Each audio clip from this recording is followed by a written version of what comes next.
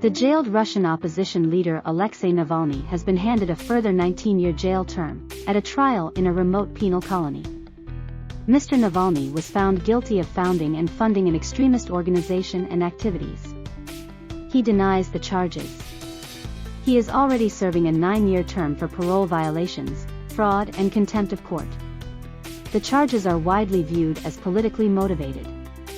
Since his jailing in 2021, Mr. Navalny has been held at a remote penal colony. A hall in the prison, Penal Colony No. 6 in Malikovo, which is 240 kilometers, 150 miles east of Moscow, was turned into a makeshift courtroom for the Kremlin's most vocal critic. The proceedings were held behind closed doors. Mr. Navalny will serve his time in a maximum security colony, his spokeswoman Kira Yarmish said. Russian state prosecutors had called for a 20-year prison sentence for Mr. Navalny, and for him to serve it in an even more restrictive, special regime colony. Such prisons are normally reserved for Russia's most dangerous criminals.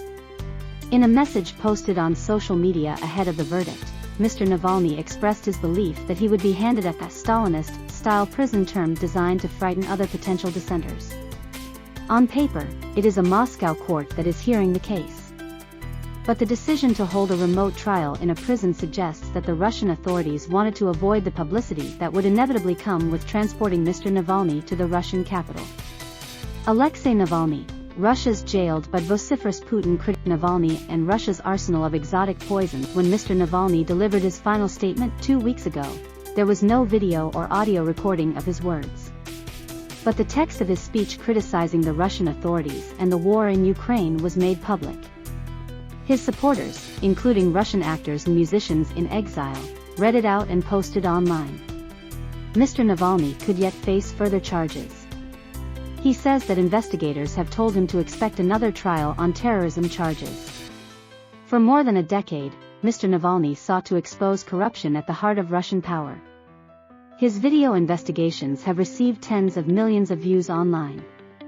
A charismatic campaigner, he seemed to be the only Russian opposition leader capable of mobilizing people in large numbers across Russia to take part in anti-government protests. But in 2020, he was poisoned in Siberia by what Western laboratories later confirmed to be a nerve agent. A later report by the investigative outlet Bellingcat and Russian news site The Insider implicated several agents of Russia's Internal Security Service, the FSB, in the attack. After recovering from the attack, Mr. Navalny returned to Russia in 2021 despite warnings that he could face arrest. He was immediately arrested upon arrival at Moscow's Vnukovo airport.